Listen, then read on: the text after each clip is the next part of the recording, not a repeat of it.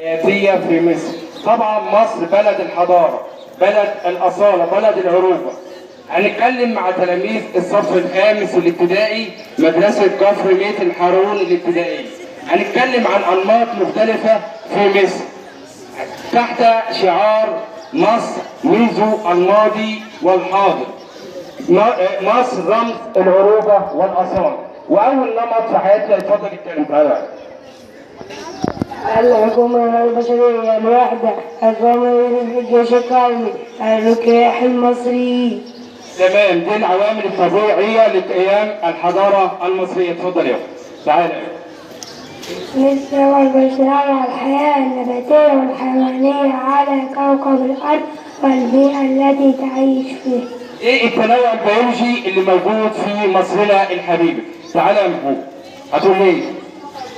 اتفضل. أهمية موقع الجغرافي، ساعد موقع مصر الجغرافي على ثلث سنة ودول العالم خاصة بعد افتتاح قناة السويس. تمام، ده موقع مصر موقع متوسط بين قارات العالم. تعالى يا أخي.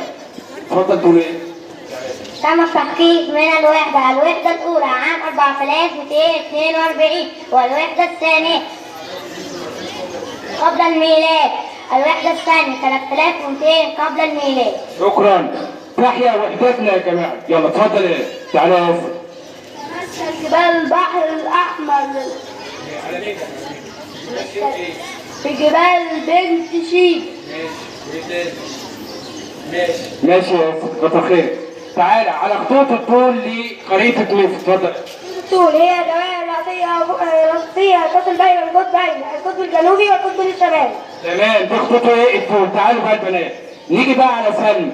اتفضلي يا سلمى، تقول لنا ايه نمط كده؟ ماشي، الفرق بين خطوط الطول ودوائر العرض. اتفضلي. كلها مرمية رسمها العلماء على خرائط ومقسمات الكرة الأرضية لتحديد الأماكن بدقة على سطح الأرض. تمام. دي يا اولاد لازم خطوط الطول ودوائر العرض تعرفها عشان ترسم خريطه ايه؟ مظبوطه. اتفضلي يا روح. هتقول لنا ايه؟ المملكتين. قبل يا اولاد وحده مصر كانت مصر مملكتين وكانت صراعات شغاله. دلوقتي الوحده قوه. اتفضل تقول لنا المملكتين بتوع مصر كان شكلهم ايه؟ اتفضلي يا روح. أنا مملكة الشمال ومملكة الجنوب. مملكة الشمال في الوجه البحري ومملكة الجنوب في الوجه الكبري. مملكة الشمال العاصمة معبود والتاج أحمر والمعبود ثعبان الكبرى والشعار نبات البرد. مملكة الجنوب العاصمة عنان والتاج أبيض والمعبود أنثى النسر والشعار ذات اللون. تمام. الفترة دي يا أولاد عاشتها مصر مليئة بالصراعات والمشكلات عشان كان في إيه؟ مملكتين. اتفضلي يا أخي. أهمية الموقع إيه؟ الفلك. أكثر موقع مصر الفلكي الممتد بين دائرتي عرض 22 و 31 دقيقة 36 دقيقة إلى وقوع معظم الأراضي المصرية ضمن الإقليم الصحراوي الحار. أما الأراضي الشمالية فتقع ضمن إقليم البحر المتوسط المعتدل وهو أيضا من العوامل المؤثرة على مناخ مصر. تمام، شكرا يا أخي.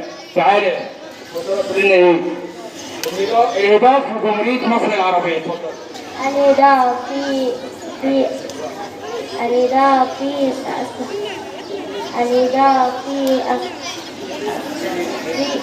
مصر يعتبر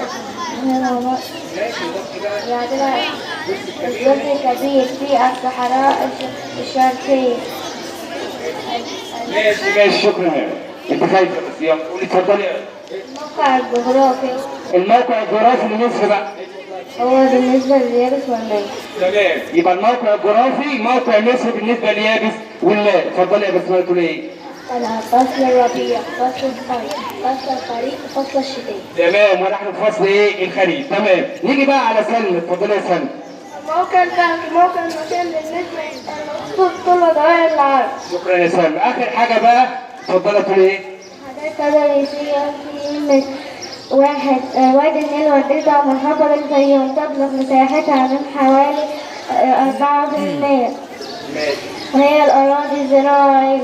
2 الصحراء الغربية. 3 الصحراء الشرقية. 4 شبه جزيرة سيناء تبلغ مساحتها حوالي 96% من مساحة مصر وهي الأراضي الصحراوية. شكرا لحضراتكم، شكرا لحضراتكم على حسن استماعكم وعلى الخروج شويه.